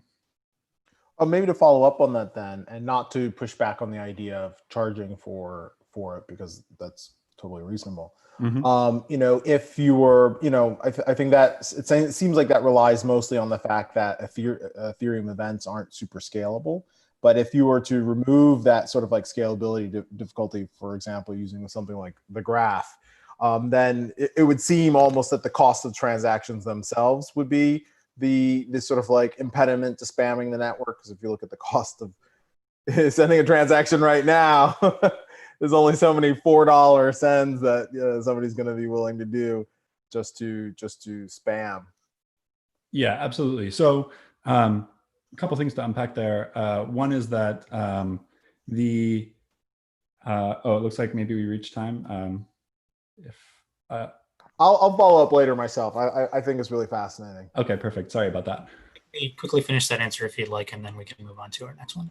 Okay, perfect. Yeah, I mean, so obviously we can't scale greater than the Ethereum chain itself can, and there are limitations on events. And in terms of there is a limitation there in that every user has to process every event. That is something where down the road in a future version of this protocol, we'd like to look into ways of solving that to make it more scalable.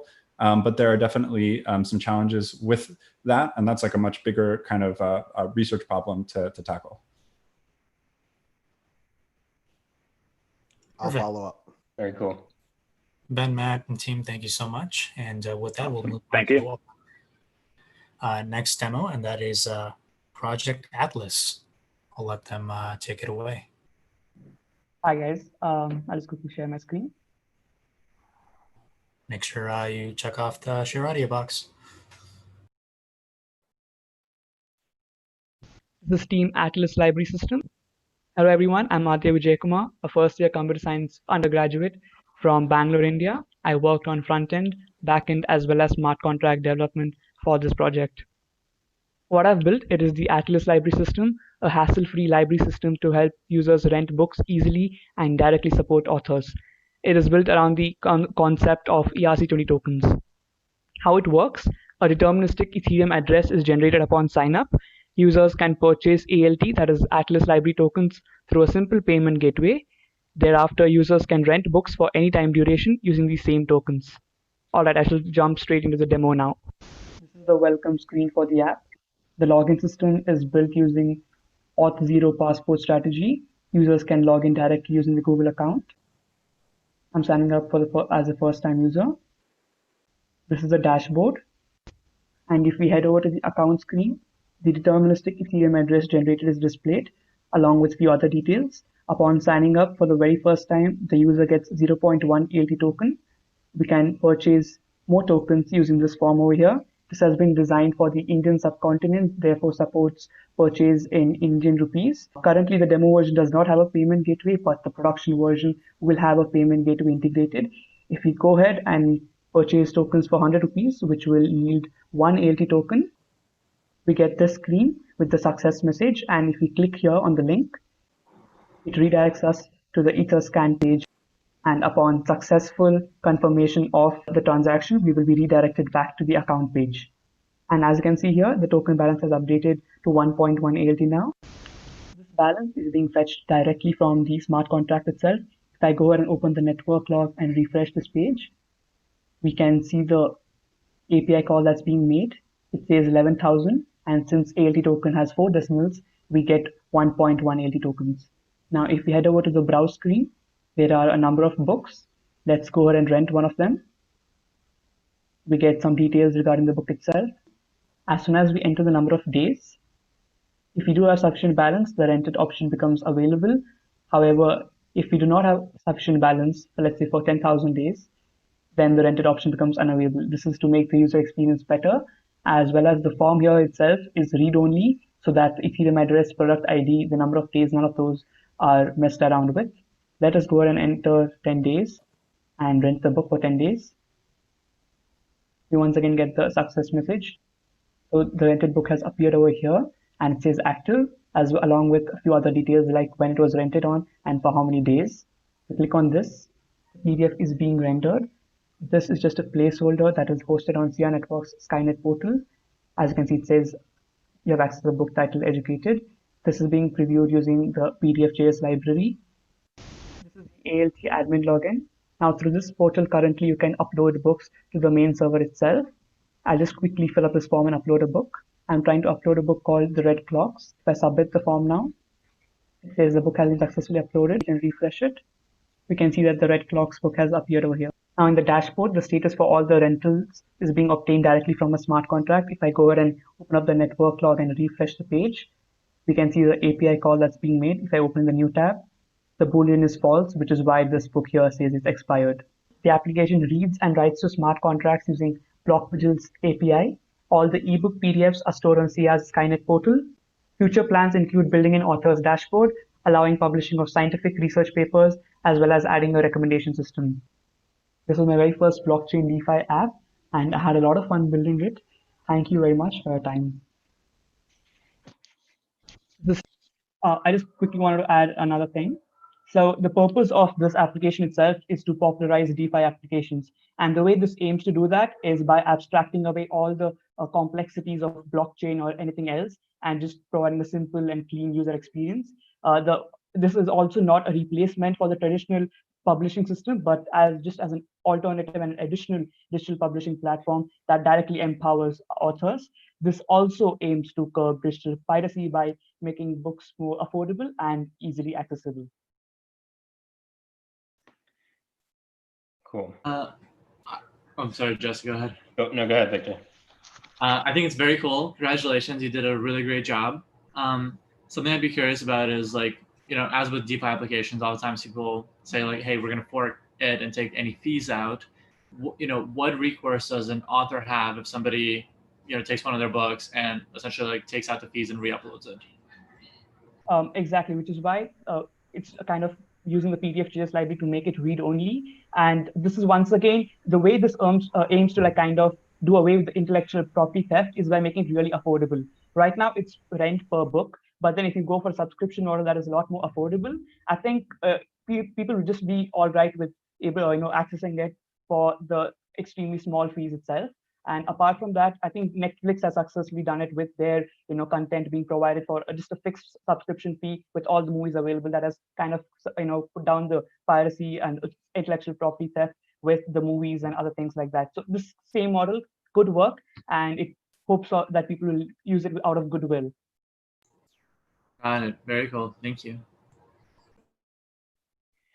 Beyond books, are there any other use cases you're excited about for the same sort of architecture?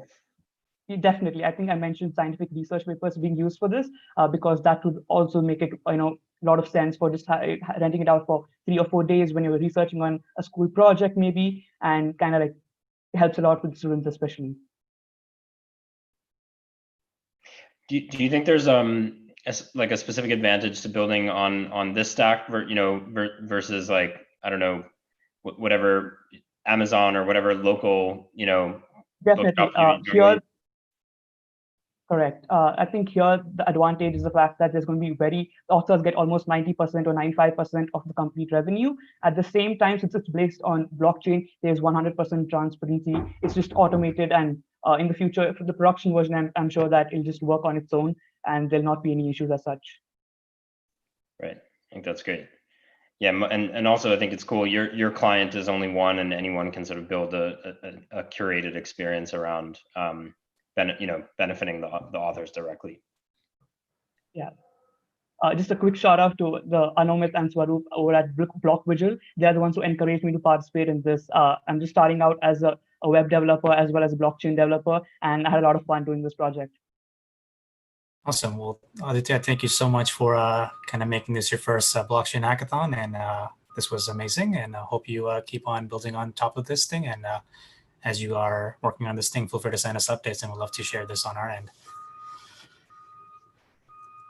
Perfect. So thanks again. And with that, we'll move on to our next demo, and that is Project Atomic Ninja. So I'll welcome Fabio to take it from here. Hey, hello, folks. Sharing the video now here. Hello, everyone. Sure.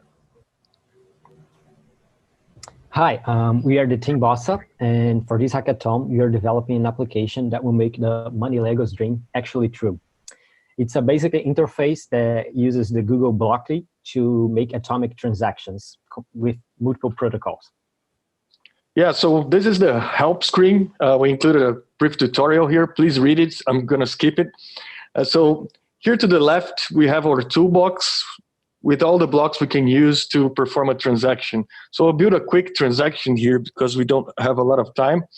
So basically, I'm sending 10 ETH. I'm flash loaning 100 ETH. And then let's say I want to do another flash loan here. Then inside this flash loan, I'll send 10 way to Vitalik. Below here too. Then I'll swap 1 ETH. 1 ETH for DAI, and then send 10 DAI to Vitalik, and maybe borrow an additional 100 DAI. So 10 DAI, sorry. So basically, once you have your transaction built here, you can move it freely like this, and then this is the simulation button. So in this, we're performing a call to a real node, actually to Infura, and it's executing the atomic transaction and returning if it's going to work, if it's signed and sent. And basically, once you're happy with your transaction, just press play here, and then this will log into your Portis wallet and send the contract.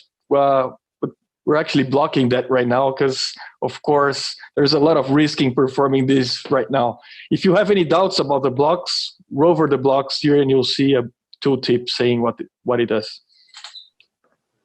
Yeah, and while it's already very cool right now, there's a few things we are still planning to do.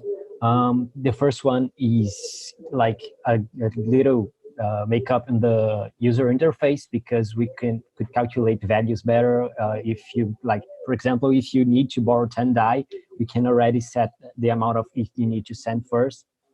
There's also two challenging stuff. One is like, we would like to be able to put a return of one function into the input of another, so we can link transactions better, as well put some kind of conditional execution. So for example, say do DSwap if that transaction failed before or something like that.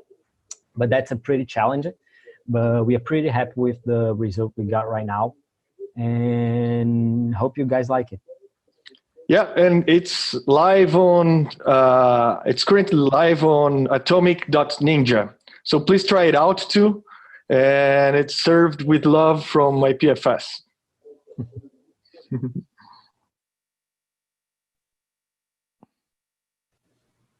This is super cool.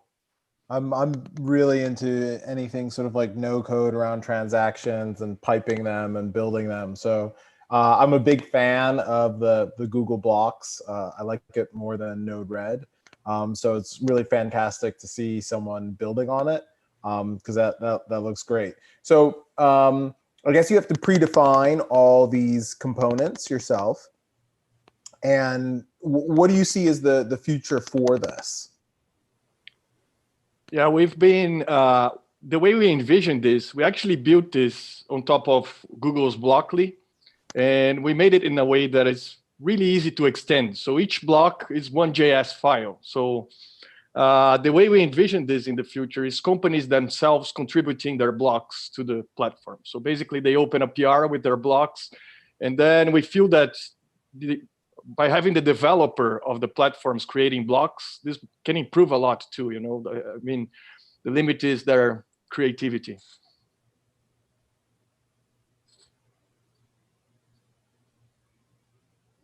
I guess something that I would be curious about is this makes it simpler or like, I guess, more visible for people. But at the same time, like unless somebody has kind of like all the knowledge of how these things actually work, it would be like hard for them to understand like what they're really building. Is there a way, is there a way to create, you know, either additional documentation or additional simulations that would make it like more understandable of exactly like what's going to be happening and like what the outcome will be for a user that's just coming to this for the first time? Yes, I mean, now we only check if the transaction will be mined, you know, so it doesn't revert basically. There are ways of providing better feedback. We already know how to, you know, point which block is failing, for example. But the way we try this, we do an ETH call to a node. So it's very hard to check, for example, the end result of the transaction. You know, are there any tokens there? Are there any ETH left in the atomic contract from the user? Those are hard, and we're thinking about those.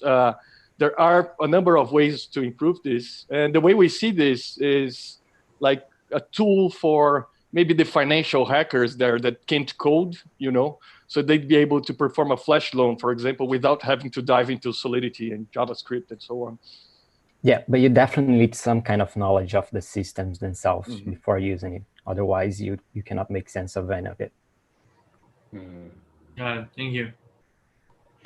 Yeah, it's a really cool concept, and I think you know, it's everything within the Ethereum world. I wonder like if there's an opportunity to sort of also be a bridge for non-technical folks to the legacy financial world, because you can imagine, you know, with this kind of interface, you can unify a lot of different types of applications, not only within the Ethereum ecosystem, but potentially stuff outside of it. That's a whole different stack, but I think it makes this much more interesting too, because you can set up strategies that are sort of holistic in nature.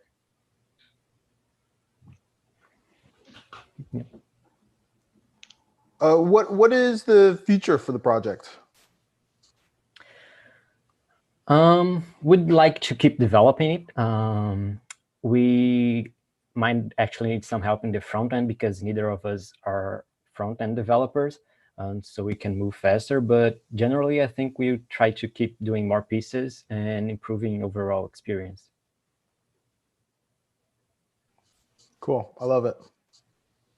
Great, thank you so much. This is a really cool demo, and I'm also excited to hear this is live and keeping the money Lego vision going.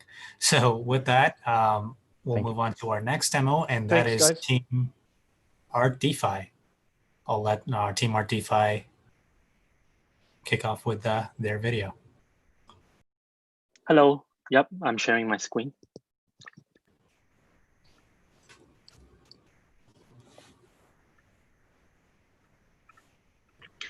Welcome to ArtDeFi. Crypto artwork present one of the interesting use cases in the blockchain environment.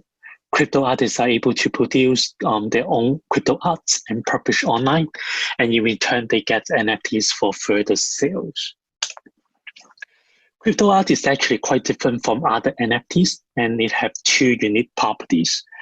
First of all, the creation of the NFTs itself is actually originated from the individual users all over the world rather than a centralized party. Secondly, the income stream are all recorded on-chain rather than off-chain for both primary and secondary markets. With these properties, ArtDeFi aims to evaluate the artist's credit scores based on this, and at the same time establish a lending pool with customized collateral ratio for these individual artists based on their credit scores. With that, why don't we move to the demo? So here is the ArtDeFi interface. Once you have MetaMask connected, you are able to see the main screen. The main screen on the left-hand side, you can see the artwork statistics.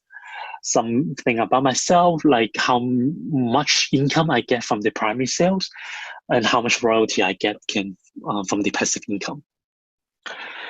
So we talk about the lending pool. So lending pool information in the middle. For now, I don't have any deposits and loans, but I'm going to make one.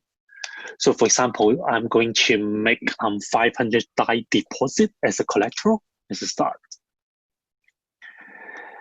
So the MetaMask information pull up and I get a bit of gas limit so that it can get through.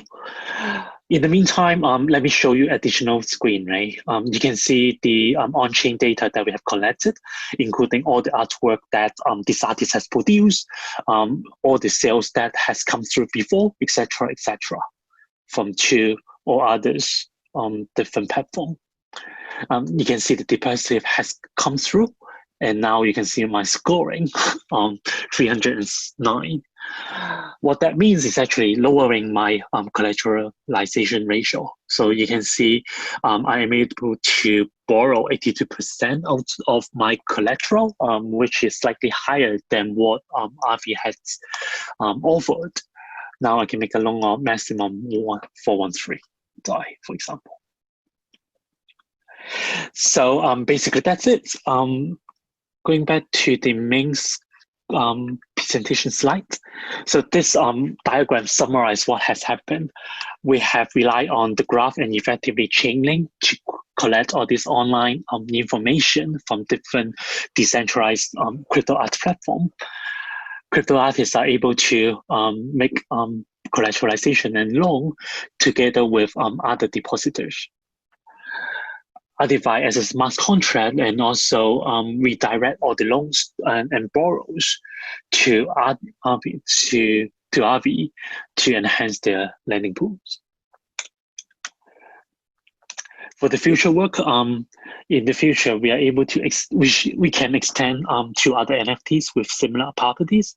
At the same time, we can allow more ELC chain decombination in lending pools, and also we can think about more on the privacy aspect of the artist as well.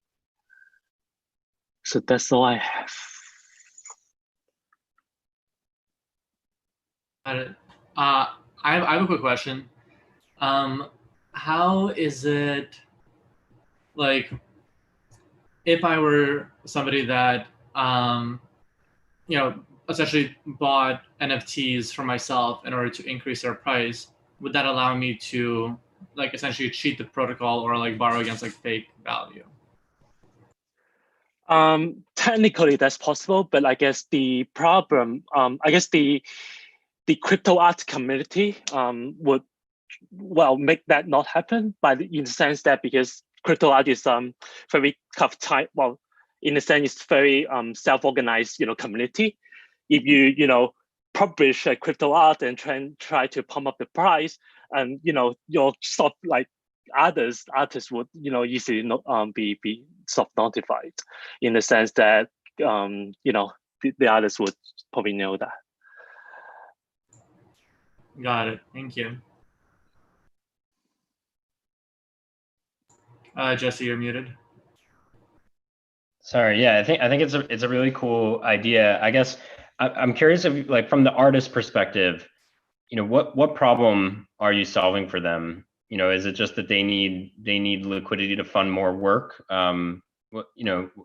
What's the core problem solved? And that might be good to address, because then can think through, you know, the solution versus others. Sure. So if you imagine the crypto artists, what they are trying to do is really, you know, publish all this artwork. Most likely they are doing it for life. So now with crypto art, all your finance, your income is actually coming from cryptos anyways.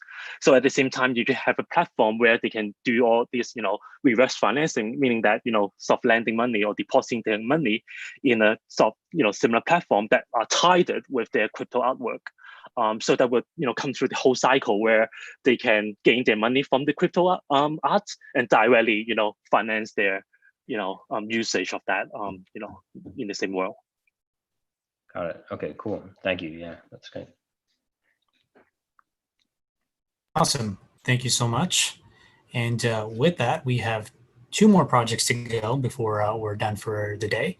And I'd like to call up MagicBet, who've made a no-loss betting system, to show off their demo. Hello, it's me, Andrew. Let's just wait for my other 2. There's Brendan.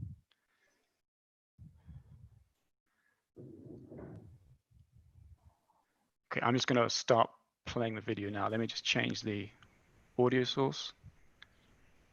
Right, I'm going to start playing now. Welcome to this video demo for MagicBet. MagicBet is a no-loss betting platform. The idea is simple. You stake DAI on the outcome you think is going to win. If you choose the right outcome, you will win a share of the total accumulated interest, but everyone gets their money back whether or not they bet on the right outcome. Magic. Right, let's see how it works.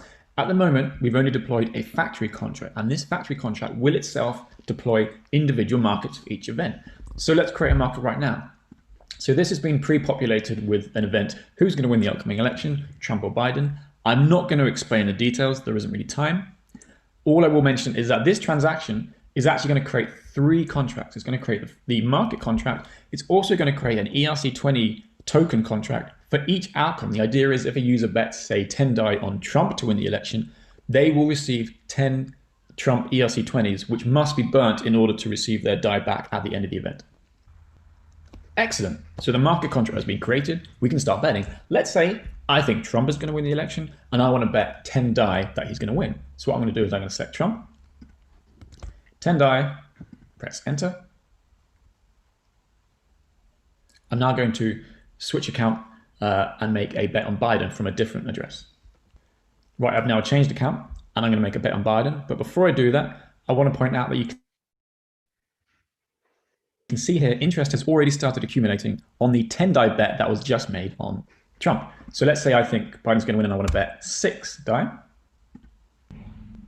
Now I want to show you the Etherscan page of those transactions we just made. And something I didn't mention is that we have full Uniswap integration, and those bets weren't actually made with DAI, they were made with Ether. And that is what is going on here. It is the Ether being converted to DAI by Uniswap. And down here is the actual bet itself. We can see that 6 Biden ERC20s were minted for the user. And of course, this is the Etherscan transaction of the user that bet on Biden. Then 6 DAI was sent from the user to the contract, and the contract sent the 6 DAI straight over to Aave, where it starts accumulating interest. And of course, it is easy to track using the front end what's going on with each market. So if we press this little I here, we can see all of the relevant details of this market. And here on the Markets tab, we can see the relevant details of all of the deployed markets. So now let's conclude the market so that we can withdraw our winnings.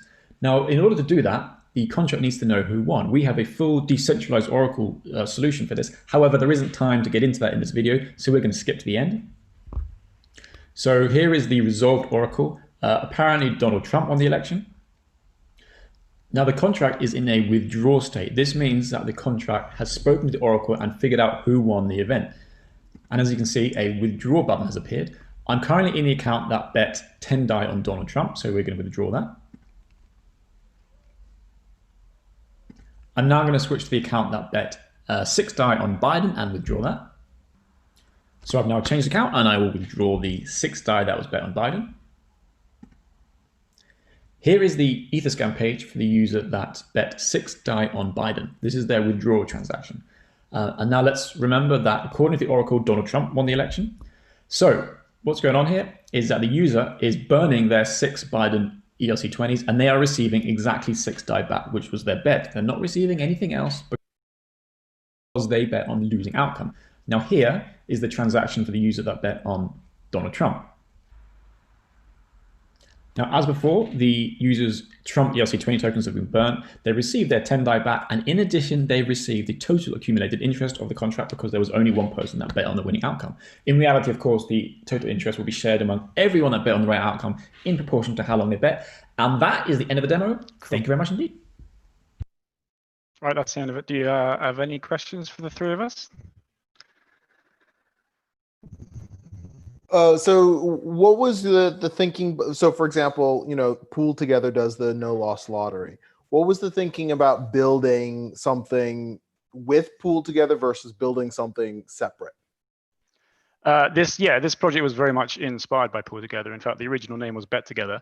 And we were just really spitballing ways of making saving money fun. So that was it, really. It was like Pool Together really is successful because it's a fun way of saving your money. And we thought that this is in a very, very similar vein. Instead of just putting in a lottery where you can't really do anything, it's not very active. Instead, you're like, well, actually, I'm going to take a little bit of a gamble, but it's not much of a gamble because you'll still get your money back. But that was really the inspiration. Do you think maybe this actually gets around gambling laws because you don't lose your money?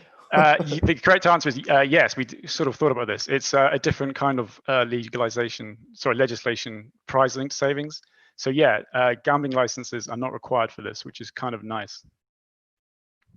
Fascinating. I would also love to learn how you solve the Oracle problem.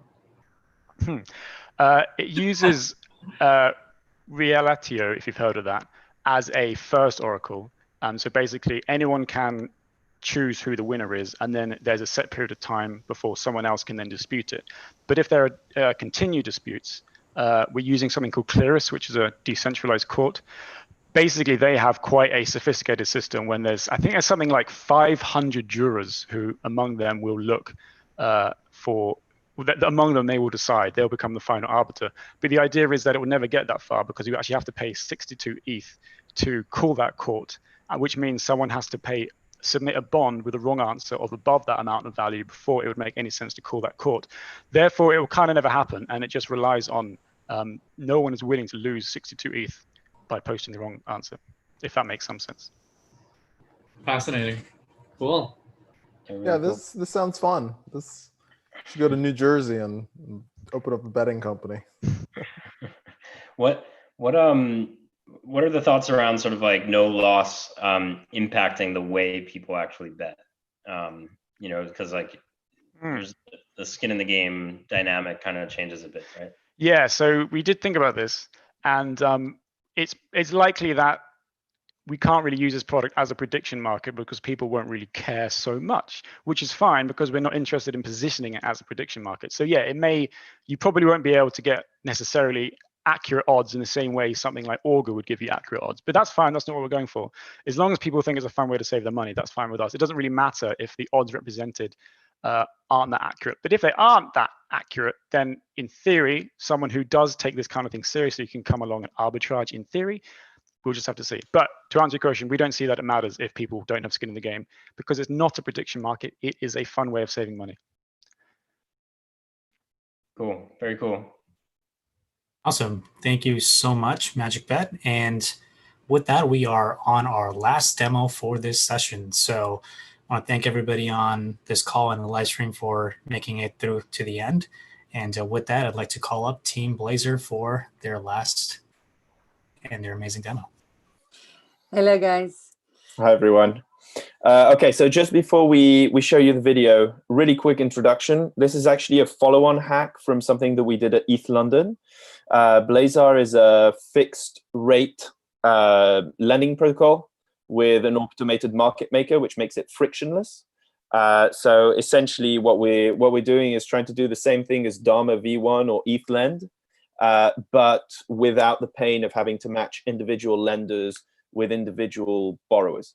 And the way that we do that is that we piggyback on the money market, so your Aves or your compounds, to do that, and then do the asynchronous matching. So at ETH London, we've done the depositing side, and for this hackathon, we've actually hooked up the borrowing side, which in some ways has been much more difficult. So we'll launch the video now and then answer any questions.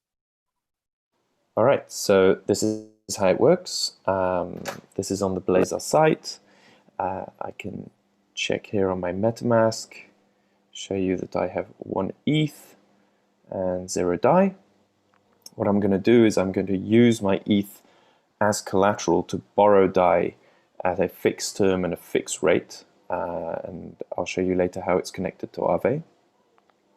So here, with this slider, I can choose how much DAI I want to borrow, and I have an automatic calculation which is 3x the amount in terms of value, dollar value of ETH that I need to put in as collateral. That doesn't change based on the amount of time, because it's always the same ratio. So let's say I want to borrow 20 DAI for 3 months. It automatically sets the collateral I need to put in, and I'm going to click on borrow here. The normal MetaMask transaction happens. All right, once that's minted, it goes directly to the dashboard, and I can see that I have a loan for 20 DAI that I need to repay in August of this year, in 3 months' time. And let me quickly show you here what's happened on MetaMask. We can see how things have changed. I no longer have 1 ETH because that's been locked up as collateral, and I now see that I have 20 DAI. This is on Coven and everything. Now let me show you what happens under the hood. You can see that this is the transaction that has happened, and you can see that essentially I connected first with the Blazar smart contract, which took my collateral, transferred it to Aave. Aave sent back the ETH in exchange for the collateral, and then sent 20 DAI to the user. So there we go. And this is the UI that we put together. For the depositing side that we already built, you define the deposit, the asset, and you see the APY for this asset and the maturity date. You see how much interest you're going to be getting up front, plus 4,000 future DAI, which you can retrieve on the maturity date. And for the borrowing side, which we built for this hack, you define your loan, the asset, and you see the APR, and then the repayment date and the total amount that you have to pay back, including, of course, the interest. So on each one of those, when you click on deposit, you can see each of the assets that you've earned interest on, and then the FDAI that you've got, which you can send by putting the recipient's address to anyone. And of course, you can adjust the date moving forward and earning more interest up front, or moving backwards and paying a difference to be able to do that. And on the borrowing side, each asset you've borrowed, again, you see exactly how much you borrowed and what's the interest you have to pay. On the date, you can see the APR on the date that you made the loan, took the loan, and then we can adjust the maturity date and see the difference that you have to pay again in DAI based on the given APR on that date. That's it. Fascinating. I have a question. Is the APR determined by you guys, or is it adjusting based on market conditions? Kuba, do you want to take that one? Yeah, definitely. So it's a pretty complex model because we need to have like a double bottom line with the external conditions that are driven by the third-party pools when we use the liquidity, and with the expected interest rate that's going to be in the future. in our model, and we also try to balance and match as much funds as possible. So when we see that in our protocol there is more deposits, we obviously are going to use the typical lending pool mechanics and decrease the interest rate to attract more loans. So yeah, there is a pretty complex algorithm to set up the rate. We're happy to share that, all of the details. So basically, if you think of a compound or an Aave, the rate is going to be determined by the utilization rate, basically. In Blazar, there's going to be a kind of a utilization rate per maturity date, because we want to see how many deposits are going to be due to be paid back on that date versus how many loans have been borrowed for that date. So we want to match those. And an additional parameter is to actually look at what the variable rate is right now. And then the protocol comes up with the fixed rate. Got it. So what is, I remember the project from ETH London. I thought it was really cool. I still think it's really cool. What do you need to do to make this live? Like, what is All right. Well, actually, so really good question. Thank you for asking that. And thanks for remembering us. DApp Hero is also unforgettable. But so basically, at ETH London, we did the deposits. Now we've done the borrowing side. We've been working on the stable rate mechanism in parallel. It was just too big a job for the hackathon. And that's something that we're working on right now. So we expect that this is going to be live in somewhere between 3 and 6 months, depending on how much help we can get. Basically, any investors who are interested in this, don't hesitate to send them our way. Do you need anything else besides money? Yeah, well, I mean, though we've been doing, I think actually, Areti, you can talk a little bit about this, but one of the biggest things that we've done during this hackathon is just do a lot of market research. So we've talked to a lot of traders, a lot of crypto workers to figure out, what whether they would prefer putting in money, depositing money on a fixed rate or a variable rate, seeing how people would use these future tokens. And we're doing alpha tests right now. So if anybody wants to test this out and give us their feedback and tell us how they use it, then that'll be awesome. Areti, I don't know if you... I'll post our website, you guys, on the chat, so you can send people our way.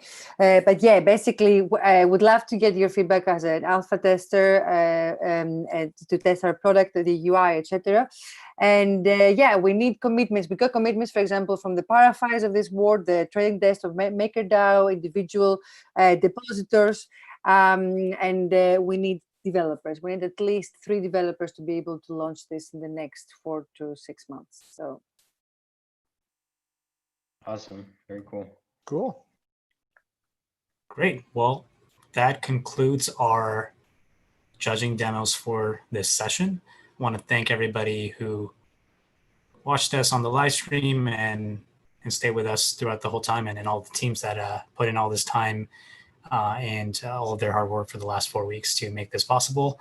So with that, we'd like to congratulate everybody on demoing today, and we'll keep an eye out for everybody when we do our final demos on the closing ceremonies on June 2nd, where all the top projects will be presenting to our final set of judges on the 2nd, and that'll be our finale for ETHGlobal's Hack Money.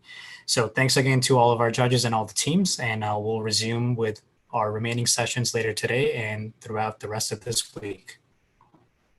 Thank you, guys. Bye. Bye, everyone.